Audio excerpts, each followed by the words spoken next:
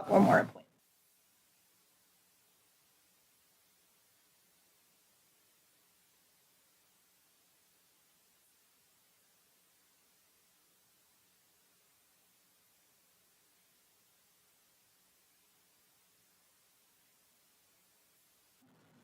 Very good. We have extra. Yep. Great. Everyone feeling about ready for us to start? We don't.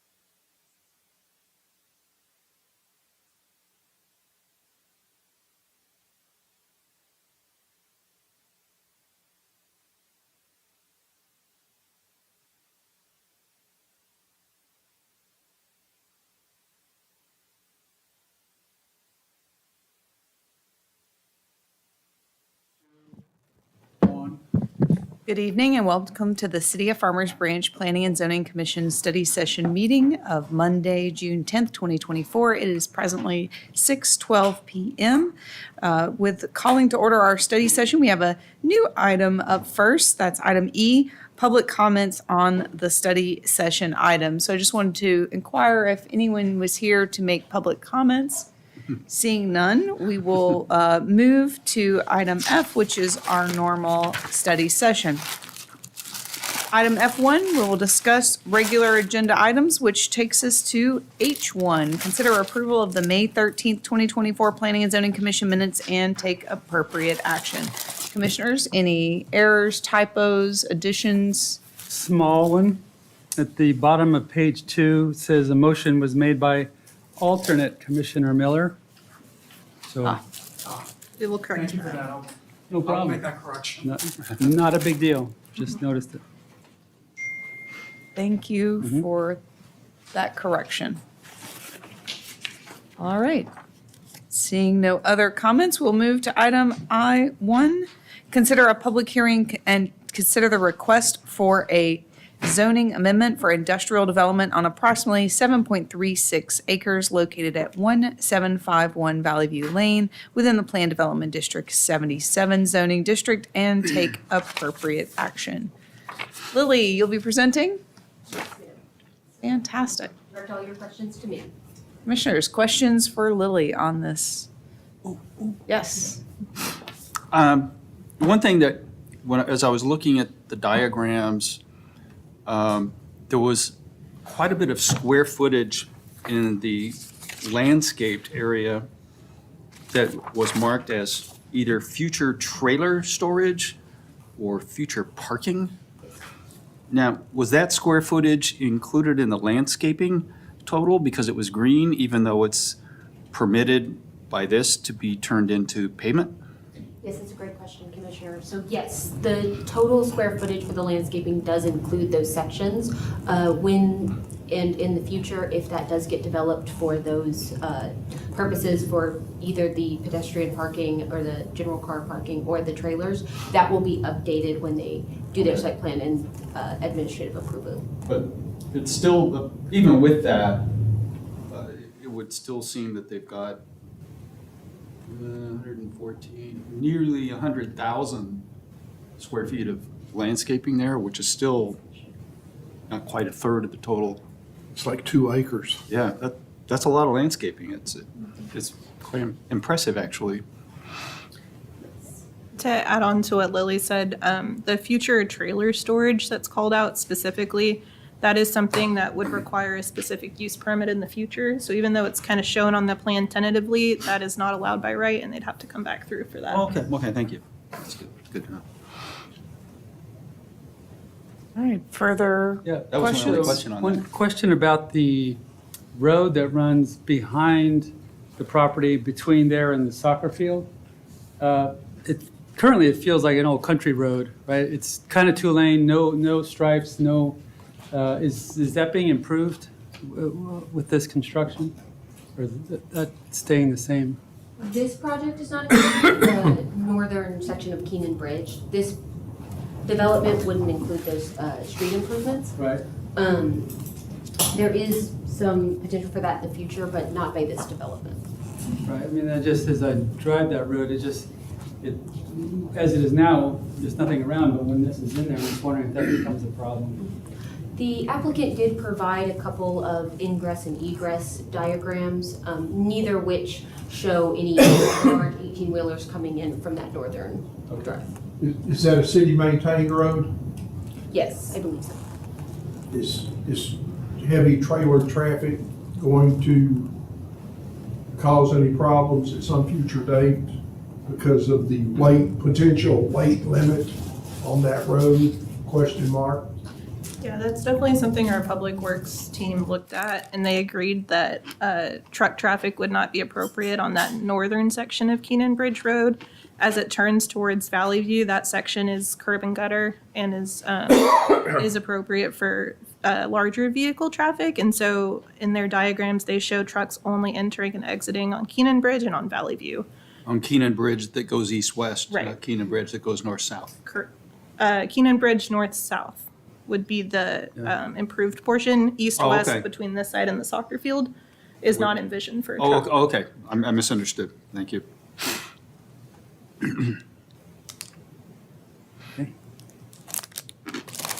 Questions? All right, thank you, Lily. That takes us to item I2, conduct a public hearing and consider the request to amend the comprehensive zoning ordinance related to garage conversions and adopting applicable regulations, including but not limited to amending Article 4, Site Development Standards, Section 4.3, Parking and Loading, subsection K, Carports and Garages, by amending paragraph 3 relating to garage conversions and adding paragraph 5 titled Amnesty Program Permit, and take appropriate action. And Brian, you'll be presenting this one this evening? Yes, ma'am, I will. Excellent. Commissioners, if you have any questions, I'm happy to take those now or downstairs. And we have with us tonight Daniel Summers, with our Director of Community Services, to answer any questions I can. Fantastic. Thank you for joining us. Commissioners, questions for Brian or Danielle? Got some, you want to go? I know you got some. Yes, I've got some sorry. too, so. And It's not clear to me, and I read this a couple of times, and maybe I'm just, what exactly is being amnestied as part of this? In terms of, okay, there has to be inspected and it has to be safe, no loose wires sticking out of the wall and that kind of stuff. But other aspects of building code, like you have to build another garage, the driveway can't deadhead into the house. Which of those things are being forgiven as part of this amnesty? Oh, did you go? Yes, of course, sure. Thank you. So I've been dealing with garage conversions, I've been here 8 years. It's been a large portion of my job. What we're trying to take care of with this amnesty program is we have over 1,000 homes in the city that have converted their garages illegally. So it's caused problems when like a new homeowner purchases the property and they want to do a remodel or they want to do something with their home, and we're like, I'm sorry, you can't. This wasn't permitted, so you either have to leave your house the way it is or you have to build another garage. So it's caused a lot of problems, especially the smaller homes. A lot of families can't afford to build another garage, or their property doesn't allow for another garage. And so it's hindered a lot of people with their growing families and stuff like that. So in order for that to facilitate getting them permitted, because we can't really go back and make them change something that's already done and has been done in the past to somebody that just purchased a home. So we decided to try an amnesty program to allow these properties that have converted before the date that's in the record, to try to give them a way to legalize those conversions and give us a starting point, saying, you know, from this day forward, you know, somehow we've got to try to track these to keep them from happening without permits. Why doesn't, what happened to code enforcement? I mean, don't they take So a they picture do. when somebody is They do when they making their catch garage disappear? Most of the people that will fall in this program are old homes. These are things that were done in the 60s and the 70s and the 80s and probably the 90s. The rule changed in 97. Before 1997, you could convert your garage with a permit. You didn't need to build another garage. In 97, the rules changed where you had to build a garage if you wanted to convert your garage. So a lot of homes got converted in that timeline, and there's a lot of old ones out there. The newer ones, when they're under construction, we can try to catch them. Code enforcement is out there. If they see somebody under construction, or they go into a house that they can tell that it's a new construction, you know, we catch them and we try to deal with that and get them to do another garage, or we've made people convert them back to a garage. But what we're trying to do is deal with the really old properties, the old ones that converted many, many years ago that are selling, and then the new homeowners stuck with something that they didn't know that they would have to deal with. And maybe they want to upgrade their house or make it a little bit nicer because it's older or something, and then we're like, we can't give you a permit because it's illegally converted, because the ordinance says that you have to do these things. And so this was just a program that we, through working with city council, that we decided to give a try to see if we could get some of those older properties at least a permit to legalize their conversion. And then, and give us a starting point as far as the building department goes and code enforcement and stuff to say, okay, this is our drop dead date. Anything that comes in after that has to abide by the rule. That's why we came up with just a date of, you know, to start the program and then to stop the program. It's just So to try what to are we give us- allowing them to do? So basically how it's gonna work is we're gonna get information out any way possible, social media, flyers, letters, any way that we can to the people that we know have converted. And then we're going to get them to apply for a permit that will give us a floor plan and give us information on how they converted, what their garage looks like. We're gonna look at egress, we're gonna look at safety items to make sure that, you know, they don't have a water heater in a bedroom or something like that. It's just minor. It's not gonna be us looking at framing and all that kind of stuff. If it's been there for a long time, you know, we can't make people tear down their walls and stuff like that. And so we're gonna look at the major safety items, like I said, like a water heater. What in a about bedroom. where you build the floor up, put the sewer in a closet? And so we're gonna look at those kind of stuff and try to do the best that we can to make sure that what they're living with is safe. And then we're gonna permit them. So we're kind of doing it a little bit different than normal. We're gonna do we're gonna do a plan review, we're gonna inspect it, and then we're gonna give them a final permit. And that will become part of the life of their property. Can you do it when there's an ownership change of the property? As far as, if we catch it to where, we find out that they've converted it new, then that is some of the way that we catch it. If we find out, and the way that we found out in the past that there are old conversions is when an owner changes a property, they come in and they want to make their, remodel the inside of the house, or they want to do an addition, or they want to do something because they need more space and they want to make their house nicer. And then we have to tell them, I'm sorry, you can't, because we have no avenue to permit you because they illegally, unless you want to build another garage. And like I said, a lot of properties here don't have the ability. Well, where are they gonna build the garage? That's what I'm saying, a lot of properties don't have that ability. So you're forgiving. So the we're need to basically build a forgiving, garage. yes. Do they have to tear out the driveway that deadheads into the now a bedroom? So I think Sarah can explain how that works a little bit better, because a lot of these properties, if you go especially in the smaller properties in the Nobody else to RA, park the car. there's no way you can make them tear out their driveway and build it somewhere else, because that, they have no room on the sides of their house or to go into the rear or anything like that. But Sarah can explain a little bit better how Yeah, that the part works. intention there is when the garage is converted under the current code and it's permitted correctly, they'd be building another garage probably at the rear of their property. And so the driveway would need to be reconfigured to provide access to that new garage. In this case, with the amnesty program, anyone that applies and gets a permit through that program would be exempt from having to reconfigure their driveway. Okay. So those two things are, as part of amnesty, are being set aside, the requirement to change the driveway and the requirement To build to build another another garage. garage. So what about a carport? A Are you making carport. it legal or illegal? A carport doesn't satisfy the requirement. It has to be an enclosed garage per the code. So that wouldn't count for their providing another garage on the property. So is this, it mentions matching, when you do the inspection, looking at current code, but then it really talks about safety, health and safety. And it seems like it's really, you're only going to call out to them health and safety violations. You're not going to require them to come to code, right? The only thing you're really going to be enforcing to them is that if they have a health and safety violation, they need to fix it. Is that accurate? That's my understanding.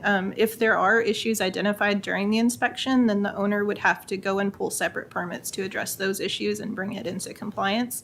And if not, then the amnesty permit would not move forward. If they So they would identify, still have to bring it to code, not to building code, but to life Correct. safety. So only. just the to only- health and safety? It's always just Yeah, health, it's that's only the, gonna be health and safety Okay, things, that- you know, for example, a water heater is not allowed in a sleeping room. Because then you run into carbon monoxide and gas fumes and stuff like that. There's certain requirements you have to meet in order to have a water heater in a sleeping room. So those are the kind of things we're gonna look for. Make sure they have smoke detectors, make sure that they have, you know, those kind of life and safety issues. You know, because a lot of people may not know that. And even if they've lived with it like that for 20 years, we're still going to enforce that life and safety issue because it is a really serious issue if something bad happens. Things like that. But if they're, you know, minor things, as far as the way they built it and stuff, unless it's gonna be a major life and safety thing, we are not gonna make What them about change. something like they don't have the required number of outlets per linear foot? Yeah, we're not gonna enforce that. Okay. So when a person goes to sell a property, if it's illegal, The garage conversion. now I know it's a buyer beware situation. Why can't we make them conform and it will affect the value of the property before they transfer title? Because ultimately what we've been trying to do is upgrade our neighborhoods. What we've got is, we've got a pig that we're trying to put lipstick on and pass it to the next guy, and that really doesn't make any sense. So at some point, there's got to be, you can't do this, you can't move forward, this is unsafe. Why can't we capture that on transfer of ownership? So we don't know when homes transfer ownership. What We about have no changing the idea. electricity, changing the water bill, changing the gas? That's after the ownership is transferred. Correct. I think the residential certificate of occupancy program, sometimes it's identified at that stage, but that again is after the ownership is transferred. So we're just gonna take that pig and keep let the next guy take the Well- responsibility. Well, the plan is for this to be a starting and stopping point of, for us to be able to designate, because as code officials, when somebody comes in and they've just purchased a house and and we're telling them, I'm sorry, you can't do what you wanna do because somebody in the past, whether it be 20 years ago or 5 years ago, converted your garage. But what if the breaker box is 50 years old, or the hot water heater is not the current code? It's sitting in a So- bedroom, like you said, Right, so breaker box is allowed to be in a bedroom. Can't be well, a but I'm closet, trying to it can be give in a you some examples of Right. unsafe when it passes from one owner to another. Right. Because we're not solving the problem. Right, so we can't, as code officials, we can't go into somebody's house just because they purchased it and say, all these things are wrong with your house, you have to fix it. We cannot do that. We can go in there and we can help them upgrade their house or whatever. If they come to us and they apply for a permit, as code officials, we are not allowed to go into some random person's house and just say, you know, we saw that your breaker box is not up to code. We can't do that. Legally, we are not allowed. So they have to come to us, or there has to be some reason why code enforcement went out there, but code enforcement doesn't really do breaker boxes or water heaters or anything like that. So those kind of things are not caught during an RCO inspection. So this is our way of at least trying to, some of these older houses that have converted, of trying to see, you know, make sure that they have these things safe. And that if they don't, that we can work with them to try to get it to a safe point. I think this is a conundrum, and I think the approach that you're taking is good. I'm just trying to understand the details. It's been a rough Yeah, road for 8 it years. is. And it's tough because, as you said, a lot of these homes are people that don't have the spare cash to build another garage in many Right. cases. So they have to pay $100 to, they get a notification, that's like you're out of conformance with code. You have to pay $100 to pay for the inspection, and then if any defects have to be remedied within a certain amount of time. Correct. What if they ignore us? There's, But they don't have $100 Same thing. yeah, I mean, I because they don't have any money. Right, right. We had to start somewhere. This is, No, I'm so just this is where we curious. What, landed. I mean, as far as if it comes to they don't apply, or they can't afford to, or they just don't want to, or whatever the reason being, they're just gonna stay in nonconformity just the way they are right now. okay, And then they're gonna run into the same situation. They're gonna sell their house. Somebody's gonna come in and we're gonna be, I'm sorry, we can't help you. You need to convert your garage back or build another one. okay. Because when that clock runs out, it runs out. 'Cause We put a drop dead date on it, and that's final. I saw someplace in the code that the penalty for nonconformance was some egregious, like $2,000, and each day was another offense. So I couldn't see us going and charging these people $2,000 a day for a garage conversion that was done And No, it's. that's- 30 years that's- ago. That language is standard Standard. for any of our zoning ordinances. It's set by a judge, and that, I wouldn't foresee that situation happening. Yeah. This is also not retroactive, so this program doesn't force anybody to come in and apply for this permit. Like Danny said, they could just continue as is in nonconformity. They just wouldn't be able to pull any permits in the future. Okay. They'd be kind of stuck. This is just to create an avenue to, So they can get to straight legalize legal. it if they'd like to. And what if the response is 0? So we've created this window to correct the problem, and we can't require anyone to respond or to do anything. Same way as when I guess my biggest question is, if any house is sold after 97, and we know that it's non-conforming, why was granting a certificate of occupancy not the amnesty then? We have certified that they can legally occupy that house.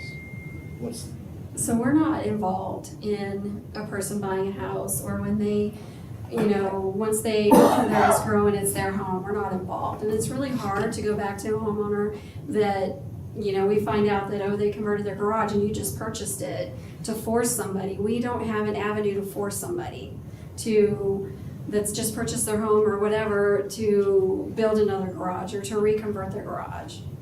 What if the kids inherit the house and they turn it into a rent property and they get it, they go through probate and they rent the house as is, haven't done a thing to it. Now it's a rent house. And we gave them a rental license. Okay? So we still got a house that's sitting there that's unsafe, that's not conforming. It's changed ownership because an heir owns it now. Now it's a rent property, which makes it even more suspect. At what point does the city go in and look at that rent property and see if it's safe for the new tenants to live in, like we do apartments? So when somebody applies for a rental license, code enforcement does go and inspect them. And if they see something that they feel doesn't look right, they will come to a building inspector and Like it ask has a for garage assistance. it has a bedroom instead of a garage. Right, so that is notated for our records, but again, we can't force somebody that's just purchased a home or that's renting it, we can't force them to reconvert it. You'd have to come in for a permit for some other reason for us to work with you on either converting it back to a garage or building another one or something. We don't have the avenue to, So we're working with the landlord at this point in time, and we can't make him do anything to Well, make is the it- property safer, making it. Is there a nicer rental, you have to neighborhood. get a rental certificate? A Yeah, license. there's no a License, well, I mean, license. could you not then deny the rental certificate? I mean, if it's changed hands, could you not at least prevent somebody from rent? That becomes another reason why somebody would do amnesty. I'm trying to think, why would you do amnesty? Are there reasons not to do it? You're gonna have to create a plan, you're gonna have to pay $100, you're gonna have to have people into your house, you know, it's like, it's a lot of, and just if the people who buy it later can do something with it, right? It's not really benefiting the owner right now to do this, but if somebody was going to, you know, try to rent it, then it becomes a time when we could say no, potentially. Well, and we're not improving the neighborhood. All we've done is, we have an eyesore, doesn't have a garage, and it may sit there for another 20 years being a rent property. I mean, at some point, we should be doing something about that property. I'm not sure that if we just say you have to put up a garage, I mean, they could put up a garage that's a far sight uglier than the Well, no, conversion. they would have to conform to whatever the current ordinances are for building the garage. And the other thing that's tricky, Danielle mentioned this, but if it was permitted, or if the conversion happened before 1979, they did not have to build another garage on the property. So it can be difficult to tell when we're looking at it now whether that conversion happened before 1979 or after, because there's no permitting record. And so it makes it difficult to distinguish between those two. Many of them may have been converted to the proper codes. They didn't build the garage, they didn't have to, but they just did it without permits, or we don't have record of those permits. So it makes it difficult when somebody's coming in to apply for a new permit or to expand their house or do anything really, when we don't have the records to prove that it was done legally. And in terms of why somebody would want to go through this or why it's coming up, I would say, and I don't want to speak for Danielle, but the number of times that this is coming up day to day for y'all in community services in terms of a permit application is submitted, staff looks at it, and all of a sudden the process stops because we realize there's a garage that was converted and we don't have records for it. And so this is coming up often enough that it became an item of council discussion, and the direction was, well, what would it look like to create an avenue to allow these permits to move forward, to allow the city to have assurances that, okay, it's safe and it's livable, but it's not going to meet the current code, and it probably never will in terms of providing a So for garage. the current owner, that's a benefit because they are also not going to be permitted. Is that right? If you currently own your house and want to do something, Yeah, the answer is no. So this is an incentive for that. It's getting street legal. yeah, Yeah. that's the messaging. Maybe they don't want to expand in the next 18 months, but they do Right. in the next 8 years. They would Right. have to come in and apply for that now to allow them to do it in the future. It doesn't sound like any fun if you're a neighbor, either on either side of that property or across the street. That's kind of where I'm going with this. We're just perpetuating an eyesore. I will say, it definitely takes away when the requirement for a garage is to keep cars off the streets, to keep cars out of the driveway. And so by saying, this can continue without a garage, it is gonna, cars will continue to park in the driveway, they'll continue to park along the street because there's no enclosed garage. So that's absolutely valid, and that's something that's been considered throughout this process. So, yeah, you have to remember the large majority of these homes that we're looking at for this amnesty program are older homes. We don't have any newer ones. There's only one that I can think of that comes to mind that was converted, say, in the last couple of years. That most of the homes that we're gonna be dealing with are old homes that have converted a long time ago, or it could be 10 years, 20 years. Most of the ones that come in here wanting to add space, or they can't afford to add an addition because they just had a baby, but they need more space and they want to convert their garage, and it's a lot more cost effective to convert your garage than it is to do an addition, especially with expenses. Construction expenses are really high nowadays. And so, you know, having to tell a person, I'm sorry, you have to stay in your cramped bedrooms and have your, you know, your family cramped together in that space, it's pretty rough. I think And- what I hear you saying too is that really this is, it is the permitting, and that's kind of what brought this to the fore.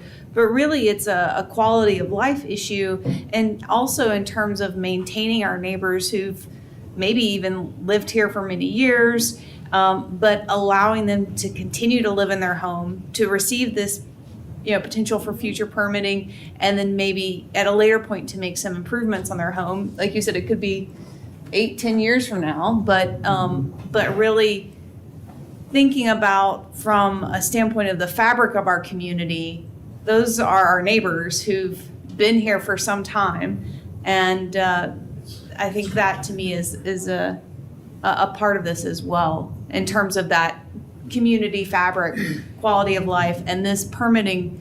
It sounds like giving those folks an opportunity to make some of those improvements. Again, it may not be till down the road, but to become, permanent in a way that, again, preserves quality of life, safety, health. Correct. I think granting the amnesty is great.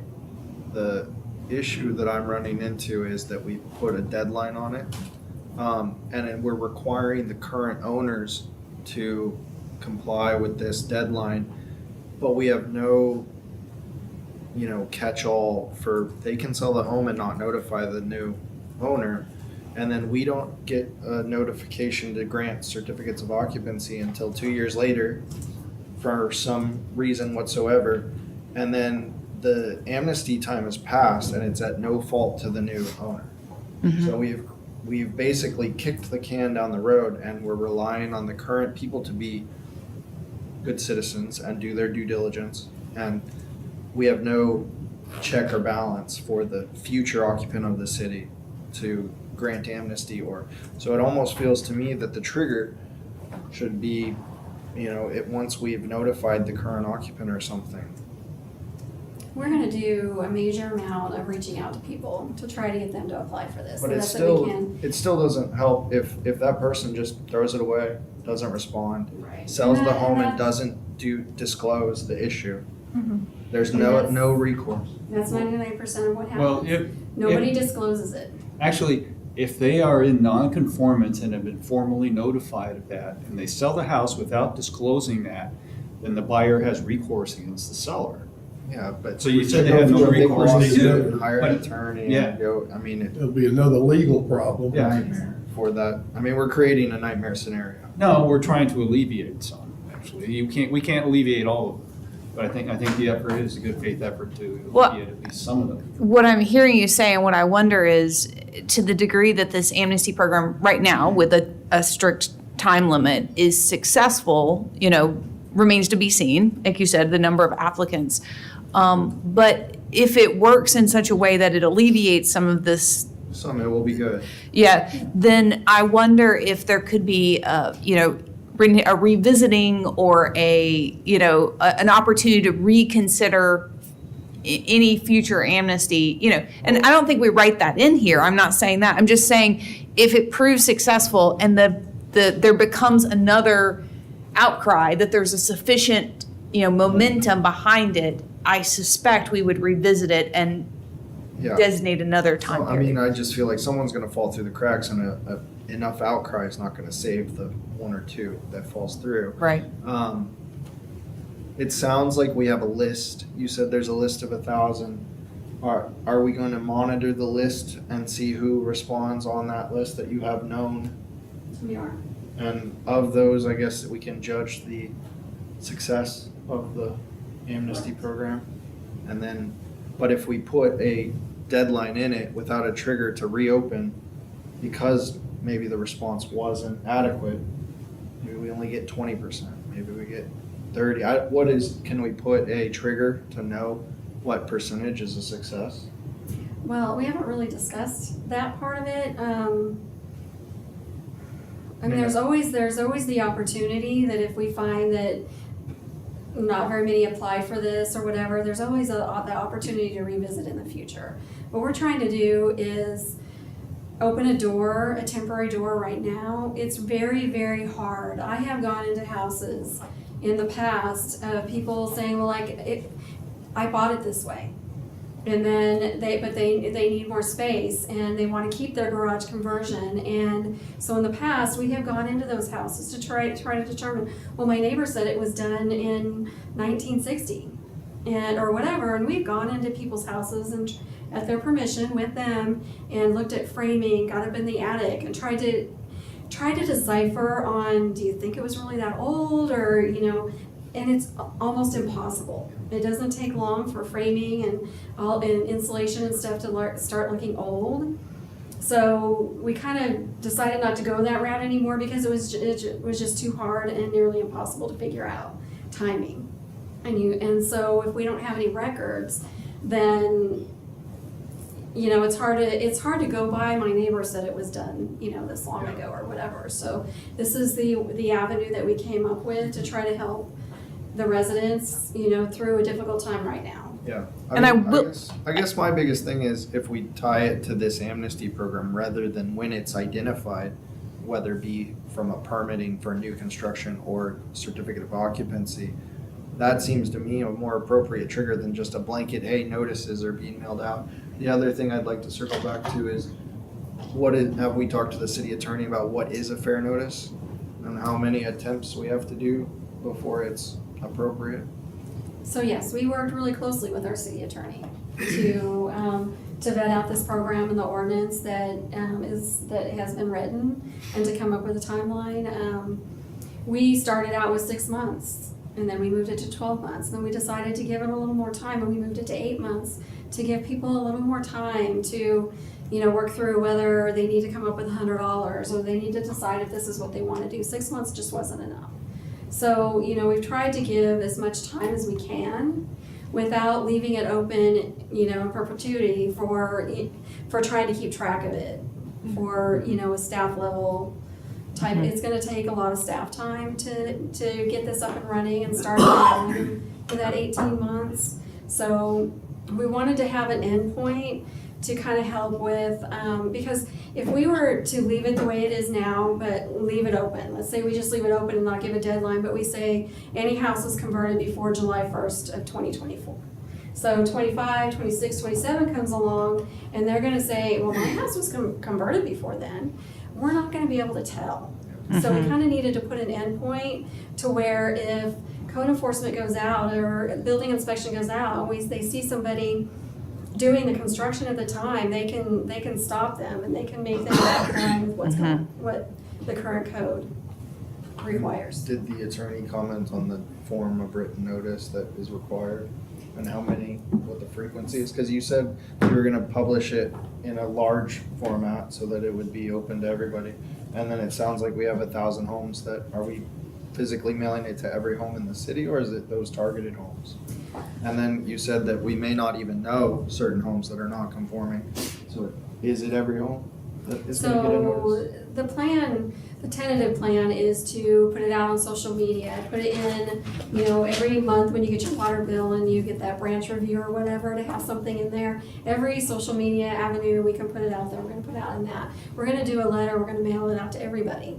We probably will, if we can figure out how to man it, have people go to those houses that we do know have converted and knock on their door and talk to them. Hey, you have this opportunity. How can we help you? When you say mail a letter to everybody, you mean everybody in the city or Residents. all residents? Okay. It has to be every residence if we don't even know. Yeah. Well, I thought you knew who the 1,000 Well, or we so do. were. We do. So But you could there's mail. also, you have to remember that we've done a couple of sweeps around the city. The code enforcement did it, and then You might have missed some. the company did it. But when you're talking about rear entry, Yeah. they didn't go down alleys Yeah. to be able to tell. Some people leave their garage doors, even though they converted. They leave their garage doors up, so we have no idea. So we want to hit every residence in the city to where maybe somebody will be No, like, that's hey, I good. know That's you, good. you know, talking to your neighbor, or they know that they converted it and this is their avenue to come into compliance. Okay, that's good, thank you. If you mail it to the resident may be a renter. The owner may live in whatever, Oklahoma. Right. So are you gonna mail something to the owner of the property? So, Resident don't care, he's gonna go. and that is possible. That's a good question. And we may look at how we can do that. You have the same issue with code enforcement. Right. I mean, they do code enforcement letters to the owner and the occupant of the house. Right. And so we'll probably try to figure out how to do the same thing. We're gonna be working closely with code enforcement to get all this stuff down. It's gonna take a lot of staff to get this up and running, so we're gonna be working closely with them. And they have those avenues that building inspections doesn't do that kind of thing. So we'll be working with them to help us come up with all, you know, all these avenues on how we can facilitate getting it out to the owners and the renters. And we'll just add the 18-month time frame. That's something that staff is proposing at this point based on our research. It's fully within the commission's purview to make recommendations for a different time frame, a different trigger, and the council can adjust that as they see fit. But this is the starting point and what we feel would work best based on staff needs and the amount of time we think it'll take to get up and running. So I'm wondering, just trying to can remove barriers. It says a diagram of the property, comprehensive floor plan, just make it, you know, what am I gonna have to, like an architect, what kind of drawing am I gonna have to do? And really, you almost don't even need that, do you? You really just need them to invite you into the home, look for health and safety. If you find some, I mean, is that even necessary to do? So Just- what- Yeah, good point. So what we're looking for is a floor plan. We need something that we can put as their permanent record. Okay, So if we get, even if they hand draw it, we yeah, so I think get maybe just. plans all the time for residential remodels that are hand drawn. So if they hand draw a square and mark, you know, this is a bedroom or whatever, we're just looking for something that tells us, you know, this is how their house functions and this is where their rooms are. And just to give us an idea. And I would so we're suggest looking- renaming this from comprehensive floor plan. I mean, just the term is, when I read it, just like, oh, I'm gonna have to have, you know, this kind of things we're used to looking at. And maybe put some verbiage in there, just or something to show how easy it really is. And then the other thing on the timing, it requires 30 days has to be fixed within 30 days. And again, that can be kind of fast when you're all of a sudden, oh, I've got this, I'm gonna have to schedule somebody to come in, and then they only have 10 days after that to, so it seems like it could potentially be a little bit short if they have to actually fix something. Right, so we did that because we need to prompt people that there's a deadline. And we always work with them, and we will, as we're walking through with them, trying to get them through the permit process, and if they have any issues, and we're walking with them to get those issues fixed, we will work with them on the timeline, but we want to keep it that way to kind of keep them going. Because the longer you give people time, the more they procrastinate. Right. And so we want to at least get them in and started. And then as long as we're working with them, we will work with them on time. Okay. Going back to your comment about the floor plan, I know we specifically wrote it that way to avoid the assumption that someone would need to hire a surveyor or pay an engineer to come up with this drawing. If we added language, something like the floor plan does not need to be prepared by a surveyor, something just to clarify that it can be. Yeah, just some way to just make it clear that it's easy and just what you're really looking for. Yeah, And, yeah. okay. Yeah, I think we even started with survey and we scaled that back because of that concern. It's helpful. Any other questions? We will hear this downstairs, of course, as well, so. There was where you could not reapply. Is there a reason that there's no reapplying? Let's say they couldn't meet the deadline on the timing to get everything satisfied. I mean, so we basically shut them down and be like, oh, you didn't comply with the 30-day window, you didn't act quickly enough, but they can't reapply once we shut the file down. That's how the application is, or the ordinance is written now. That's something that could be modified if you want to extend that 30-day time frame or allow Well, it's just, for. I wanna know, I wanna understand, it sounds like I understand the city's gonna do their best to work with everyone, but there are time limits on here. And once the time limit is exhausted, let's say that maybe life got in the way, somebody couldn't communicate effectively, and then the window closes, we shut our file. Now there's no ability, no recourse to reapply. As it's written now, that's correct, but again. That's a good point, is as long as the amnesty period It's open. is still open, and they wanna pony up another $100, it seems to me we might want to I mean, permit. I mean, if the window for amnesty is still open, Yeah. it sounds like we need to allow them to reapply and start a new 30-day window or something, because. Another contingency, I'm sorry, I didn't mean to. Oh, go ahead.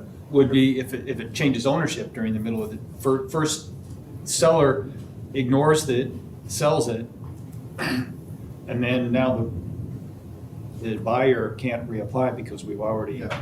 And the buyer, of course, is gonna sue the owner, and the owner's gonna try to remedy it at Yeah, that yeah. point, and then it's like, But yeah, that's a really good point.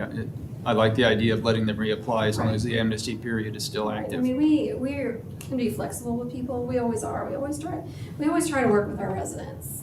We just have to have a starting and an ending point, and not being able to reapply is gonna be very rare. That's gonna be somebody that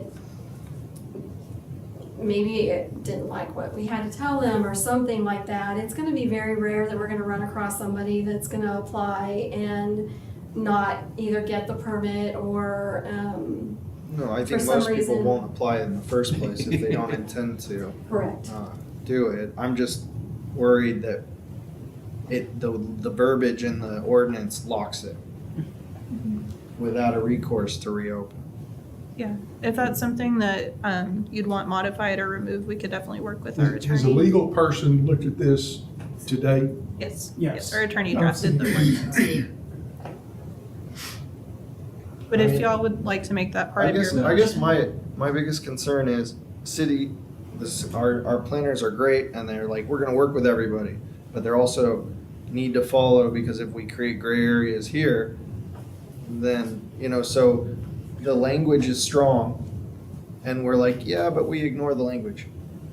And then we're gonna create a lawsuit in ourselves because, well, you created exceptions here, but not here, why? So if we give them an extension without reason, and then they just don't satisfy, and then they sue because we've granted them these exceptions, and they're in the process, and what's for them to say, well, it just took me longer, I needed more time to get a loan, I needed more time to raise money, or who knows what the So excuse this will be. isn't anything different than we don't do on a daily basis with everybody in the city. If somebody applies for a permit and they run into, we have extension processes in place that we can use for this. There is an extension process then. There is for all permits. So we don't really Is, need, is this a permit? it is gonna be a permit, yes. Has any other city in the Metroplex had a similar issue? So yes, And you I've have talked to studied somebody, what especially they in did? Carrollton, and they have the problem. They have not come up with a way to alleviate it. Most cities that have this kind of problem don't. When I talked to, I think it was just Carrollton was the big one, but they have the same problem and they don't know how to fix it either. This was just something that working with staff and trying to come up with a solution to help our residents, to come up with an avenue so that they have the recourse to be able to fix up their house if they want to, because it's way outdated, or they need an extra bedroom and they made their garage into a big living room and now they want to turn it into 2 bedrooms because they had just had a baby, or their parents are aging and they want to move in and they need that extra bedroom or something. We're just trying to give that avenue to help our residents to have a better life. The ones that are asking. Going back to the extension, the question, the ordinance as written right now, it allows 30 days for the repair to be made and then 10 days extension if needed. So if it needs to be something longer than that or allow for multiple re-inspections, that could be included in the motion and we could work with the attorney to add that language One thing in. that we can do is just change it to be standard with what our existing extension program is. Okay. Does that need to be written into this, you think? He can just take that part out and then, because normally what happens when a permit expires or it's getting ready to expire, a contractor, a resident, or somebody will come to us and let us know, our permit's getting ready to expire, I'm not done yet, I need more time. And so the building official has the authority to grant a certain amount of time of an inspection. And we already have an ordinance written for that. So we probably can just take that out and not put anything in there. And then, because all our permits expire. All of our permits have a limited amount of time, so this would be no different. And then, so when they come in and say, hey, I need more time, we can work with them under our existing ordinance. That makes sense. Yeah, that makes a lot of sense. So for when we're downstairs, do we need to add any, or do We would need y'all to- want to think about what we want to add for the wording change? So do we want to approve with changes or table it till we get some language back and look Yeah, at it again next week? I'm still struggling with a part of this, that like, the incentive for the city is, right now, somebody calls and they have a non-complying, so we can't They're permit blocked from them. moving forward right So now. why couldn't we just always just say, okay, but first, you're gonna have to do this little thing. We're gonna have to check to make sure this thing was done right. You do that, sure, we're gonna let you go ahead. I mean, why? Part of the problem is that we have these codes in there that say, no, you can't. If you've done this, you can't do this, you're dead in the water. We as a city can't approve it. One benefit of doing it this way Yeah. is it does draw a line in the sand with respect to future garage door conversions that are not permitted. See, the way, if I'm understanding what you Right. said, it goes on forever. But Yeah. once this amnesty period is completed, anybody with a non-conforming garage conversion would have to correct it and come up to the current code and Right. If a permit comes in today and they've got a garage conversion without permits, the answer is you either need to reconvert it back to a garage or you need to provide another garage on your property. Right, so Otherwise, most of you these, can't. these properties do not have room for a garage. Right. So we put something in the code, I see what I'm saying, that's like, okay, that ain't gonna happen, Mhm. right? No, there's no room for that. And so, oh wait, we're gonna have to give up the space, we came to you to do something, we're gonna have to give up the space, go back to a garage. It's just not gonna happen, so it's like we're creating this little teeny window when it really benefits the city to let people, fix their homes. And so why not have a process that makes it just a little less onerous? I mean, we've just got some stringent requirements that they'll never meet. They're never gonna build a garage, and they're not gonna give up their conversion. It sounds like, if I heard staff correctly, this is a very new idea. Right. And so I think the thought is to have this temporary amnesty, also given the additional, human resources required to process and do this. If there is, folks that apply and do this, again, if I heard correctly, if this, I think the goal would be hopefully to leverage this one period and get everyone that we can that would possibly be interested during this time. Could be 10% of the total population. Right. Because they're either not gonna get it, they're gonna be scared by it, I'm gonna have to invite the city into my home. I can think of a lot of reasons why It does people would make more, simply. it does make more sense in Marcus's point to when they are motivated to work with the city, when they're applying for a new permit, to then grant the amnesty because they're motivated to work with us rather than, hey, here's a notice, invite us into your home to invade your privacy, to see what you've done. It So does feel. the fear with doing something like that, just leaving an amnesty program open like this, is that somebody's gonna convert their garage and then 6 months later, because they've learned our process, 6 months later, they come in and they say, oh, but I can. We want to prevent this from happening Right, in the because future. nobody wants to change the ordinance to allow garage conversions. No, everybody wants to keep that ordinance the way it is, True. with requiring a garage in order to convert your garage. Well, it's one less car on the street Well, by having a garage. unless it's full of lawnmowers and Yeah. shop equipment. What do you think the success? Well, I know, you but think it- theoretically, I mean, to you're be honest trying with to you, I don't know. I get it. People I off get the It's damn really hard to street. say. It ebbs and flows. It kind of goes in spurts where you get several people coming in and asking about them, and then it's quiet for a little while. So it's really hard to say. I'm hoping that we can get out in front of everybody that we know is already converted, and that the word will spread. Hey, the city's working with you. This is a really easy process to go through, and you know that it will spread and people will want to do it. And I Because they'll assume you realize we're know trying of to help people them. that want to move forward with projects that have been denied, and this would allow them to move Correct. forward. So there's a list of people that are waiting for this. So we do not. We did not keep track of the people over the years that came in and wanted to convert and got told, I'm sorry, you can't. The city doesn't keep track did of not keep permits track. that were denied. So most of the time, those ones, when they would come in and they would want to convert their garage and they haven't done it yet, they would get told they can't. So then they would go another avenue. Either they would cancel the permit or they would go, we don't really, But this But- also prevents them from doing other construction projects until they've put correct. it back. So we don't have a list of construction that was denied because of this issue. No, because usually when somebody comes in like that, we've usually found a different avenue. So we don't have, I can only think of one permit in my system that says denied. We always work with people to get them wherever they want to go. And then, so we don't really have that. If we always work with them to get them where they want to go, is there really an issue? I mean, most of the time when, so we get people in here all the time asking questions. Can I do this? You know, luckily, people do ask first. So that's a lot of what prompted this is people coming in and asking over and over and over again. People going to the council members and saying, why can't I do this? And because this was brought to us and opened up by a council member. And so it's a lot of word of mouth and people coming in and talking to us. I have no problem with the amnesty. I just feel like we're gonna get 18 months and then in And that 20 is months you'll possible. have the same That is continued possible. questions. And it's definitely possible I just don't, the cost to the city to mail all these and to process the paperwork and everything, are we just spending money to kick the can down the road and have the same issue continue?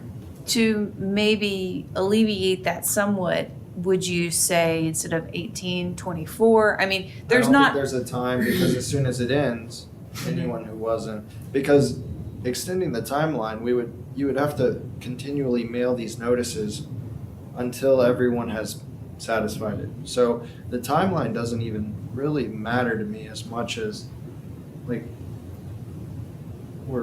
I don't know that we're solving it. Mhm.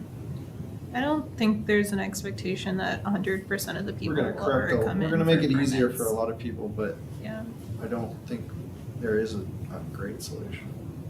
And to your point, some of those non-conforming, uses currently are non-conforming situations may not ever change until, it's the house is demolished and there's another thing. So,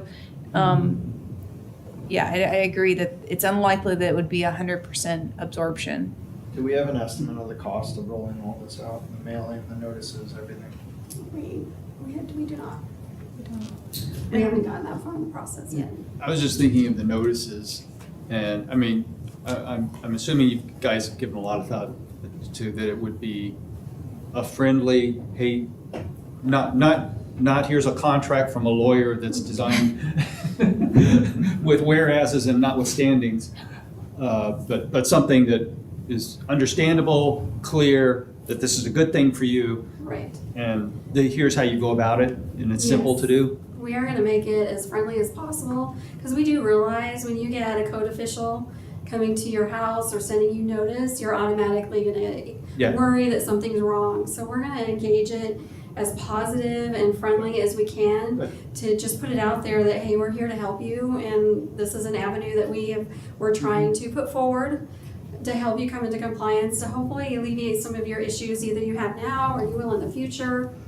And that we're here to help. Just come and talk to us. Yeah, and presenting it that way there are some number of people that have no idea that they have a problem. Yeah. Right. So this at least starts the process of them going, oh, wow. Oh, I have a problem. Oh, and they're gonna say, Well, I mean, I can't do I something. didn't know I in had my this house. problem, but you're gonna solve it for me. Right, exactly, yeah, exactly, yeah, exactly. We're hoping. So I guess Okay. we can try it. So- Are there any changes y'all think we should make to this that we can notate before we go downstairs? And if anything we hear when we're down there, we can. It sounded like what I heard you mention was the change around the extension process to just match our Permitting. current process. permitting process. That they could reapply as long as it's within the amnesty period? Something like that? And that may be, is that in the same section? Those are in separate sections, sorry. That I would mean, maybe be we just okay. take that out completely and don't bring it up. Don't Just bring leave it- it out, and Yeah. then Yeah. that way Yeah. the staff can Just make the strike the determination language. as to Yeah. why Yeah. they're needing another chance or whatever. We can make that determination, and Yeah, at least just we're not giving them a just hard strike the one. language that they can't Just reapply. strike it. Yep, got it. And no matter what will happen if y'all move to recommend approval with modifications, we'll take it back to the city attorney and ask them to prepare language. One other question, we have a reinspection fee in there, so two questions. One is, do we really need the reinspection fee? And if we do, when you go to Appendix A, it doesn't say reinspection fee. It's like, so if we want to, if Appendix A should say something like, it's the same fee, like, it's called the reinspection fee in 43K5E. So And this, sorry. Go ahead. This permit fee is gonna be under building inspection fees. Mhm. We do have a reinspection fee within that area. So all that kind of things are gonna apply, just the same as any other permit would apply. So that's but it says Appendix A, $100, this is what this is referring to? It's referring to Appendix A, just some, That's when I went something- down to look, I didn't see a reinspection, I had to assume it's the same $100. You know, it's the same So it's just a wording wording. in that Appendix A. Even if we need to keep it, I mean, do we even need a $100 reinspection fee? I mean, I get, saying we have to do that because, you know, just It would be kinda- consistent with our existing policy. Right. Looking at what's in Appendix A right now, it looks like it varies based on if it's first reinspection, second, or third. And so there is a fee schedule in there in the current ordinance. In the current ordinance. Currently adopted as ordinance. Okay, so that when I'm reading this and it says Appendix A, So it could be just striking the amount then. well, it doesn't, or just, it says, upon request of the owner, payment of reinspection fee set forth in Appendix A Yeah. of this code. But when I go down here, Appendix, I guess, we have it listed here at $100. I mean, so I guess there's another table somewhere that's not in here, is it? See what I'm Yeah. saying? I understand the confusion. The change to Appendix A is adding this new fee for the amnesty permit. Okay. Appendix A, as it's written, already has Has a reinspection reinspection fee. fee, which isn't, not necessarily $100. It's Right. Okay, so that's just a little bit unclear to me. That's a good point.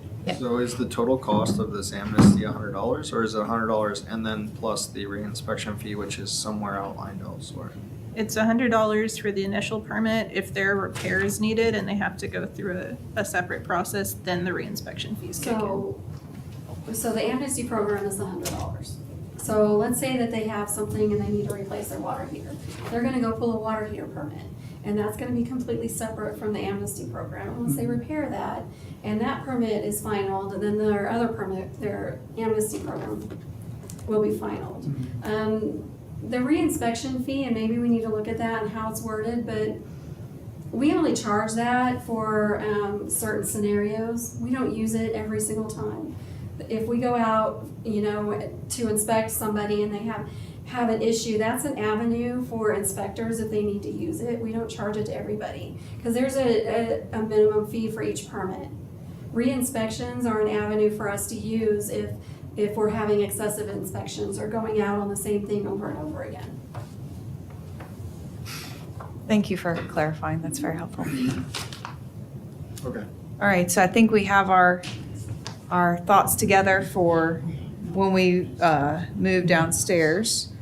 Okay, so that takes us then to Oh, adjournment, fantastic. So we are adjournment so that we can reconvene downstairs. I realize folks will need a brief break, but let's try to be brief on it so we can move downstairs. Thank you all again for your thoughtful comments. And we adjourned at 7:14 PM.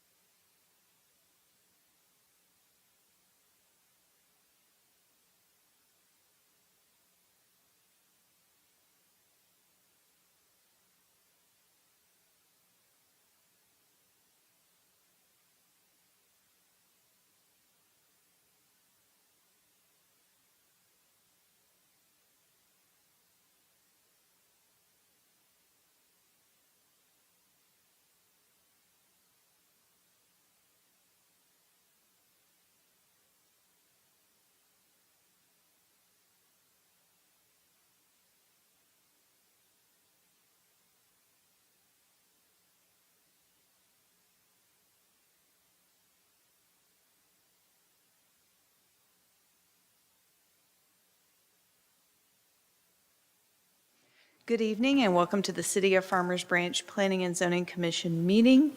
It is presently 7:22, Monday, June 10th, 2024. We'll begin this evening with citizen comments. This agenda item provides an opportunity for citizens to address the Planning and Zoning Commission on any matter that is not posted on the agenda. Anyone wishing to address the commission should complete a citizen comments registration form and submit it to the chair prior to the start of the meeting. There is a 3-minute time limit for each citizen to speak, with a reasonable limitation on speakers on any one topic or item, with a maximum of 15 total minutes on the same topic item. Anyone wishing to speak shall be courteous and cordial. The Planning and Zoning Commission is not permitted to take action on any subject raised by a speaker during citizen comments. However, the Planning and Zoning Commission may have the item placed on a future agenda for action, refer the item to the Director of Planning for further study or action, briefly state existing city policy, or provide a brief statement of factual information in response to the inquiry. This evening, I see no comments for citizen comments. Therefore, we'll move to item H1, consider approval of the May 13th, 2024 Planning and Zoning Commission minutes and take appropriate action. Commissioners? Yeah, I move to accept the minutes with the minor correction noted in the study session. Thank you. I'll second that motion. Seconded. Any further discussion on the item? Seeing none, we'll move to a vote. All those in favor? All right, thank you. Any abstaining? Thank you. Up next, item I1, conduct a public hearing and consider the request for a zoning amendment for industrial development on approximately 7.36 acres located at 1751 Valley View Lane within the Plan Development District Number 77 zoning district, and take appropriate action. Thank you, Lily. Good evening, Commissioners. Lily Sutton, Planner. Today we're going to be discussing a case involving PD 77 for an industrial development located at 1751 Valley View Lane. The current property is a vacant lot, again, within PD 77. The proposed uses are currently allowed under PD 77. However, because there is a conceptual site plan was approved with this property back in 2019, those uses are not allowed to be used in the property at this time without the removal of that conceptual site plan for a parking lot. So the applicant is requesting to replace the conceptual site plan with a detailed site plan for an office and warehouse development, as well as seeking a few special exceptions to align more with the CZO, our comprehensive zoning ordinance. So the proposed improvement includes one large-scale warehouse and office facility. As you can see, there are 4 drives located along Keenan Bridge and Valley View. In terms of the parking, one of the special exceptions and changes to PD 77 would be to change the required amount of parking spaces for warehousing from what's listed in the PD as 1 to 1,000 to change that to 1 to 2,000. That is consistent what is within our CZO. And as well, the landscaping requirements, they are meeting all of the requirements. The one additional change that they're proposing is to change the required paving setback from 15 feet to 10 feet. With this change, they are in full compliance with the guidelines set as the landscaping requirements. As you can see, these loading doors are facing to the east of the property. That is facing towards Keenan Bridge and Valley View Lane in an effort to mitigate sight, and keep up with the aesthetics along Valley View and also Keenan Bridge. The applicant is proposing a 6-foot masonry wall along this section of the corner of the property, and as well as 2 screening walls on either side of the loading doors. And as you can see, the applicant is also providing a large amount of shrubs and trees to help mitigate any site interference from the loading doors. One of the reasons that it's important to mention this site was an old landfill. Originally, we discussed with the applicant rotating and flipping the design, but because of it being an old landfill, there are some deviations they have to make in order to be able to develop the property in compliance with both. In terms of our comprehensive plan, this is consistent with our comprehensive plan as this area is designated as industrial. In order to keep and preserve those industrial uses, this is consistent with the comp plan. And with that, I will open it up to any questions y'all may have. The applicant is here as well. Great, thank you, Lily. Any questions for staff? Do folks have any questions for our applicant? Yes. Okay, if the applicant wouldn't mind to step forward and just please state your name and address for the record. Sure. My name is Albert Jarrell. My work address, I'm with Stream Realty Partners. That's 2001 Ross Avenue, Suite 400, Dallas, Texas, 75201. I do represent the owner. We are not the owner. We are assisting them through this process, but I'm happy to try to answer any questions you have on behalf of them or us. Sure, could you bring the image of the property back up? Can you do that? Just, I also have a slide with the detailed site plan as well, I believe. any of those are fine. So with the Keenan Bridge Road on the north side is kind of an undeveloped, almost semi-developed road. Correct, I've driven it. So just curious, so what are you doing to sort of mitigate that? Are you limiting access to who can enter and exit on that road?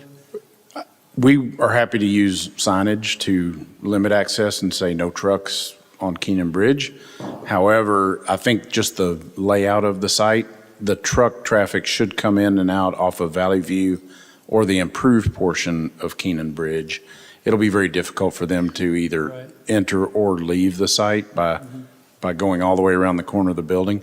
Automotive traffic will definitely use that entry because it avoids them having to interact with trucks off of improved Keenan Bridge. And it's just a shorter route to get out to main roads than working through the truck court. Right. So I just see, 'cause there are times when that soccer field is extremely busy and a lot of overflow parking and, just Okay. see some potential, just being aware of that. Interactions. You have like a semi-developed road between the two of you. Sure. So it's just, yeah. No, I would doubt very seriously, since Valley View, Keenan Bridge down to Valley View and then out to Luna, I believe it is, and then to 635, trucks should not be going on that unimproved section of Keenan Bridge. And our civil engineers here, let me just confirm if we had any improvement. Did we have any improvement plans, Lane? We are dedicating right away to that area, but we don't have any improvements for. Okay, so for the benefit of the microphone, we are going to dedicate right-of-way for the improvement, where we are not improving that roadway. So, Okay, very good, thank you. okay, thanks. Are there any other questions? I just thought of one.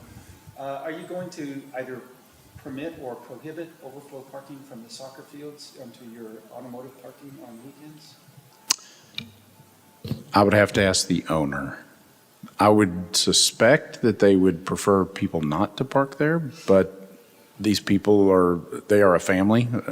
They're not an entity. I mean, they have an entity, but they are a family business. So they may be fine with that. We would just have to ask them. Great. Thank you. Any further questions for our applicant? Thank Okay. you. Thank you very much. All right. And with that, this is a public hearing, so we will open the public hearing if there are any comments for the public hearing. Seeing none, just a reminder that we'll first close the public hearing and then we'll entertain action. I move we close the public hearing. Thank you. Second. Okay, any further discussion on that topic? Seeing none, we'll move to vote to close the public hearing. All those in favor? All right, our public hearing is closed, so we will entertain an action on this item. I move to recommend approval of ordinance number 3869 as presented. Thank you. I'll second that motion. All right, any further discussion on the topic? Seeing none, we'll move to a vote. All those in favor? All right, and this will go to City Council. I believe July 16th. believe it's the date. July 16th. Thank you very much. Thank you, Commissioners. All right, up next, item I2. We'll conduct a public hearing and consider the request to amend the comprehensive zoning ordinance related to garage conversions and adopting applicable regulations, including but not limited to amending Article 4, Site Development Standards, Section 4.3, Parking and Loading, Subsection K, Carports and Garages, by amending Paragraph 3 relating to garage conversions and adding Paragraph 5 titled Amnesty Program Permit, and take appropriate action. Thank you, Brian. Thank you, Madam Chair. Good evening, Commissioners. Brian Campbell, Senior Planning Technician, here to present to you tonight our proposed amendment to the CZO regarding residential garage conversions. So we're bringing forward this amendment to you because currently the CZO does require all single-family homes to have garages. However, we have been running into issues of people converting their garages without providing another garage on the property. Of 2 citywide surveys that we conducted last year, a majority of the properties that were discovered with these 2 surveys, we don't have permitting on file for them. And so this has created issues, especially for future property owners trying to do things with the home where the previous owner converted their garage. So we're looking to rectify that issue through an amnesty program to bring these conversions that are potentially non-conforming into compliance. So on this screen here, these are the highlights of the proposed amnesty program. I would bring your attention to the inspection requirement. So when somebody applies for this amnesty program, they will be required to have the conversion inspected before the permit is granted. And if during this inspection any issues related to life and safety with respect to the conversion are uncovered, re-inspection will be required after the necessary modifications are made. So just turning quickly to the recommendations of our comprehensive plan, this proposed ordinance is within alignment with our comprehensive plan. One, because it recommends a healthy mix of housing throughout the city, including required elements such as garages. And it also recommends regular review and updates to the CZO as appropriate.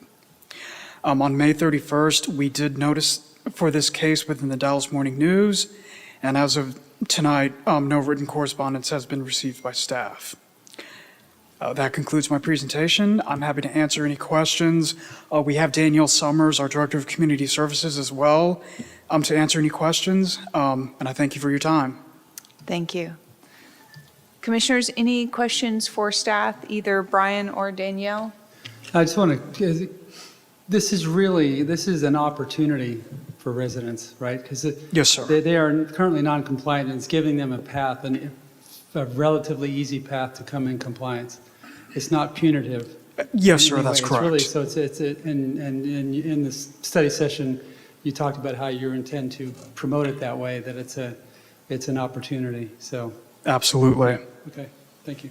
Mm-hmm. Any further questions for our staff? All right, a reminder, this is a public hearing, so we will go ahead and open the public hearing. Okay, if you wouldn't mind, when you approach the podium, please state your name and address for the record. And then at the conclusion, we'll ask if you don't mind to make sure you just give a form to staff so they can record that as well. Sorry about that. So please just state your name and address for the record. And then as you conclude, before you leave this evening, we'll just want to make sure that you fill out one of these forms that you can give to staff. Patrick Beal, 2655 Mountain View Drive. I guess I'm still a little confused.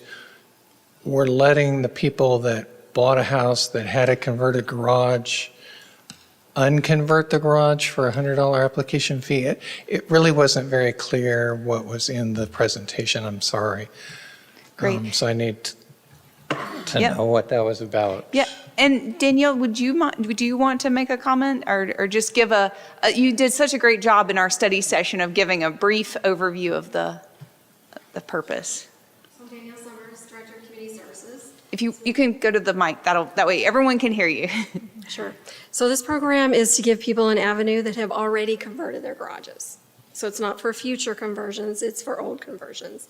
To give them an avenue to come into compliance, they'll get a permit for garages that were converted in the past from the 50s, 60s, 70s, or whatever, to give them a future, because as it stands right now, if they want to convert their garage, now they have to build another garage, and a lot of people can't afford that. So the ones in the past, if they converted without a permit, then they couldn't remodel their house. They couldn't upgrade or anything because they would need to convert their garage back. So this is giving them an avenue to get a permit so that in the future, if they wanted to update their house or whatever, they could. So they're not required to build another garage then? They're going to be Correct. required to unconvert their garage? No, they'll be allowed to keep it, and it'll be permitted. I'm sorry, I'm still confused. Okay, you've got two different groups of people. People that converted their garage before the ordinance went in, whatever that year was, that said you have to build another garage if you're going to convert your garage. And somehow we know which people those are that were more or less grandfathered in that already converted before we passed that ordinance. I don't know how we know that. I don't know how we know which ones were converted before the ordinance went in So and we which don't. ones were converted after. We don't. So I So we don't know how don't. that's going to So happen. there's over 1,300 people that we know of because we scoured the city. We had two different times, people went around and just drove and marked down, they don't have a garage, kind of thing. And then we did research. Do they have a permit? Did they not? And so out of 1,300 people, only 500 people have permits. Because before 1997, you were allowed to convert your garage with a permit. I guess 97. After 1997, you could convert your garage if you built another garage. That is when the requirement came into place where you had to have a garage. And so the people that converted either before 97 and didn't get a permit, or in the time, after that, without a permit, they're running into issues when the house sells and they want to update their house or do an addition, and we haven't been allowing them to do it without building another garage or reconverting their garage. This is giving them an avenue to get a permit, saying that my garage is converted, basically grandfathering it in, if you want to call it that, and so that if they want to do something in the future with the house, they can. Because with the way it stands right now, if somebody comes in and says, I want to turn my den that used to be my garage into 2 bedrooms because my parents are coming to live with me, we have to tell them, I'm sorry, you can't. You either have to leave it the way it is, you have to build another garage, or you have to convert your garage back to a garage. So this gives them an avenue that they can do an addition or something if they need to. So then is this like a amnesty in time, or just going forward, everybody would be given the option of paying the fee and getting So there's a okay to do deadline. other stuff? Yeah, Okay. so there's a deadline. Once in that amnesty time, they have to apply within that certain amount of time. When that time ends, then all the people that didn't apply are going to be in the same boat that they are in now. And then anybody going forward still has to comply with the current code, which is you have to have a garage. How will notification be done to these 1,000 or 5, well, whatever the difference is between the So we're 1,000 going to and get out on 500? social media, we're going to send out letters, we're probably the people that we know, we don't know all the avenues we're going to do yet, but we're going to get out there any way possible. If it means knocking on doors, handing out letters, And putting it what out on was the social amnesty media. period? It's 18 months. 18 months. And thank you for asking the commission your questions, and I'm thankful that we had staff available to answer some of those questions. Thank you, I appreciate it. Any other comments? Yep. If you wouldn't mind, just please approach the podium, state your name and address for the record. And then again, we'll ask to make sure you are able to fill out a form before you depart. Jan Berg, 3530 Pinehurst Circle, Farmers Branch. I learned about this obviously through the study session. I have a question. Since there isn't any cost analysis, why has a test of maybe 100 homes been even considered? so that you could learn from the test before you go full-blown. And as other comments were made upstairs, set precedents. We ought to be able to learn before we go something full-blown is my suggestion. Something else I was thinking of, and I am not an expert in this area. Notice to people who are buying the property that people have converted and didn't do it properly for whatever reason. Is there an potential avenue to put something on the Farmers Branch tax roll to the owners? Because sometimes renters don't pay the taxes, it's the owners or even the new buyers. I'm just trying to think of ways to let new people be aware of the issue before you buy a property and you're going like, nobody told me, I might have stepped away from the deal. I'm not saying they would, but there's different avenues, and I'm just asking, can we try a test? And this is just something, I found out we're doing a test on recycling plastic bins in our town. I think this is a bigger issue, is my understanding, and perhaps you could consider that before going full-blown. Thank you. Thank you so much for your comments. Appreciate it. All right. Commissioners, any further questions for staff? I have one question that I just thought about. Can we elect to let this qualify for owner-occupied properties only? Point being, if I own 10 rent houses and I want to convert them all during this amnesty program back to where there's no garage, I mean, is that different, it being a rent property than having an owner-occupied property? I see staff has an answer here. So this is not going to be an avenue for somebody to convert their garage. It has to be an old conversion. It can't be them, they convert it today and then they get to apply for amnesty. We're going to be watching for that. Because we're not going to allow somebody to, they would have had to, when this program goes into, when it's approved by City Council and it goes forward and this is the start date, any conversion before that can apply. Nothing after that anything after that will have to comply with current code. Well, I'm just wondering if it matters, if it's an owner-occupied property or a rental property. So it does not. We're going to send out, like we spoke upstairs, we're going to try to get it out to the owners, because the owners of the property are going to be the ones that are going to have to fix anything that is broken or whatever. It's not going to be a renter. Okay. But ultimately, as you mentioned before, it's really to serve the residents of Farmers Branch, of which the owner or renter, we're all residents. Correct. Thank you. Any further questions? I think we noted some suggested language changes, and I did not take copious notes during the meeting, but I was wondering if those could be read into the record before we take a vote on it. Sure. So I did take some notes. I knew you would. So two notations that I have. One is to strike the language around prohibiting reapplication, given the tight time frame of the amnesty program itself is very brief. And so that was the language that we had. The other language that I had was really around the issue of potential extensions. And in that case, we suggested that the language revert to our standard processes for permitting extensions, and that this program follow those standard procedures. So those are the two changes that I had noted. Did I miss anything? Just one possible, just to clarify the reinspection fee, just making a little bit of clarity to what that is. Yes. So in the text, it referred to an Appendix A and a reinspection fee. And so just clarifying in that language to make sure that it was very understandable for residents who may be going about this. Thank you for that.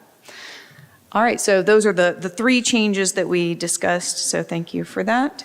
Any further questions on this? I'll remind you, it is a public hearing, so first we will close the public hearing before I going to move action. to close the public hearing. Second. All right. And any further discussion on the topic? Seeing none, we'll move to a vote. All those in favor of closing the public hearing? All right, that carries. Next, we'll entertain an action on the item. And I'm sorry. Please to make a comment real quick. Sure. So just kind of reminiscent to me of a program the Citizens on Patrol does. We do warrant calling, and all day long somebody calls people who have warrants, and maybe 10% of them had no idea they have a warrant. And they find out, oh my God, I'm going to go fix this. So that, as we kind of had that discussion, I see this as an Absolutely. Great. Thank you for those comments. All right. With that, we will entertain a motion. Go ahead. I would move to recommend approval of ordinance number 3873 with modifications. Great. Thank you. I'll second that. Would that be all three modifications mentioned? All three modifications mentioned by the chair. Thank you. Appreciate that. I second the motion. Second, okay. Any further discussion on the topic? Seeing none, we'll move to a vote. All those in favor? All right, that carries.